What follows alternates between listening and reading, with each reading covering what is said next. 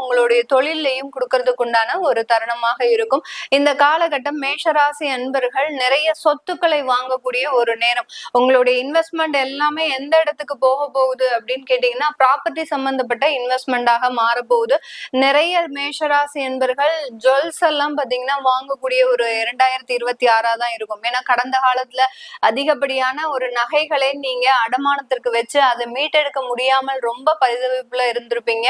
இந்த வருடம் அதற்குண்டான நிவர்த்திகள், ஒரு சிறுக சிறுக சேமிக்கக்கூடிய ஒரு நகைகள், இந்த மாதிரியாகலாம் படிப்படியான வளர்ச்சி அப்படின்றது இந்த மேஷராசி என்பர்களுக்கு அதிகப்படியாக இருக்கக்கூடிய ஒரு ஆண்டாக தான் இருக்க போகுது.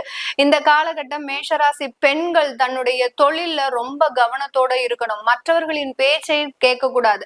அப்படி கேட்டீங்க, மூன்றாவது நபர் தலையீடு, நீ இந்த இது பண்ணுனா நல்லா இருக்கும், இப்படி பண்ணுனா நல்லா இருக்கும் அப்படின்ற மாதிரியாக மற்றவர்களினுடைய அட்வைஸை கேட்கும் போதும் மற்றவர்களினுடைய